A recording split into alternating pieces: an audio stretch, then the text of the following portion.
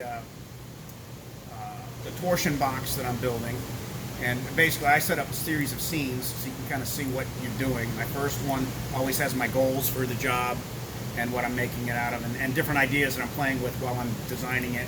That's seeing through the skins, and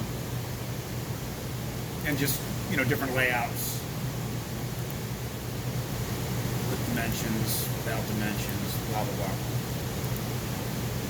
So there's my panel. So basically I highlighted this and then went into VCarve, but Aspire would do the same thing.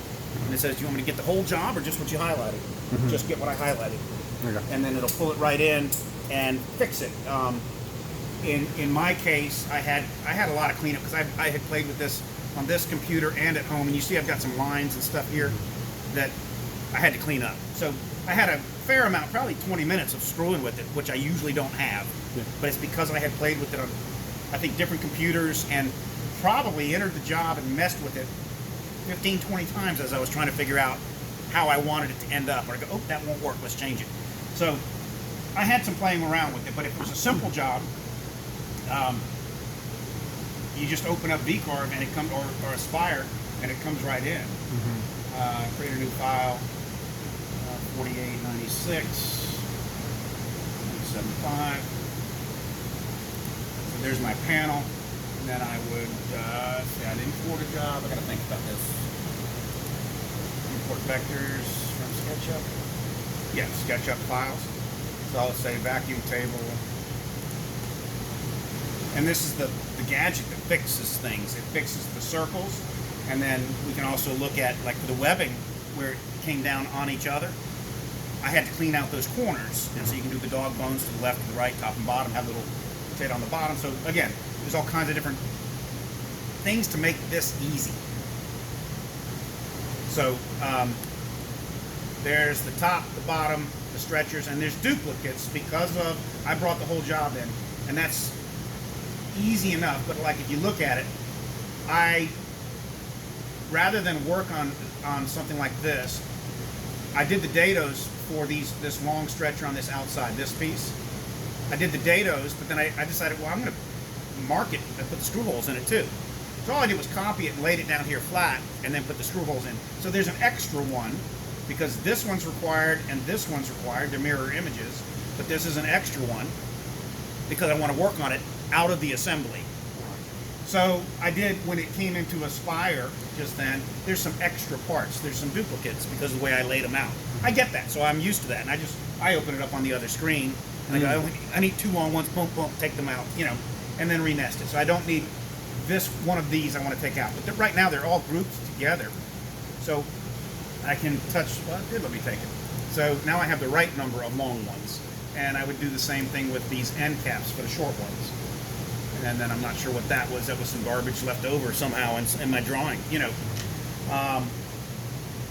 And then in the case of this, if I just wanted to cut the stringers first, because those are made out of 3/4 and these are made out of 1/2, I would highlight these parts and then nest them. Tell them how much room I want between it, how much I want at the border, if I want to screw my material down, depending on how I'm holding it, and then preview it. And it'll kick the other parts out. Okay, some parts didn't fit. These long parts didn't fit in the nest because they're 96 inches long. So I have to manually put them in there because I told them to leave a 1-inch border. It won't fit, so that's understandable. So what I'm gonna do is grab these and highlight and grab these and then tell them to nest. And then that should do it. And then I could move some of these.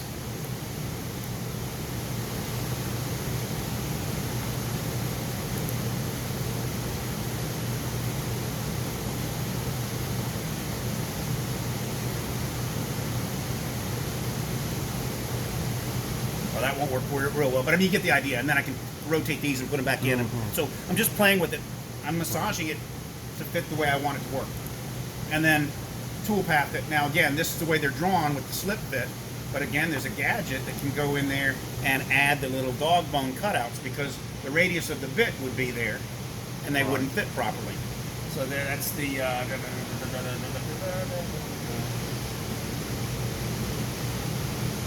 Oh, it's just they've moved it. It used to be a gadget. Now it's just a fillet operation.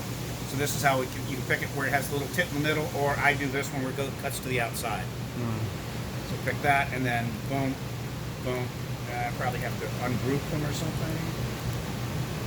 Ungroup the objects. Okay, so now I can highlight that line. See, before when I highlight this, the whole thing does it, but it's not it's not a dashed line, so it's not actually broken down. So I have to hit the right button and ungroup it back to the object. I can highlight all of them and do it at the same time. And then I'm going to come in and say I want that there, that there, that there, that there. And now those will slip fit in perfectly. The next thing you would have to do in something like these slip fits is cut some test pieces and then go in and play with some allowances when you cut that. This allowance offset can be a positive or negative value off that tool half line, and that can help you make it fit just right. So however tight or loose you want it. Mine are actually a little loose. They're not too loose, but I mean, I know I'm going to be putting glue in there, and I know I'm going to have to take that whole assembly and wedge it into those dados, top and bottom. So I'm not really wanting it as tight as I could do it. Right. So that's it. And then make your tool pass the same way we just did them, and off to the machine we go.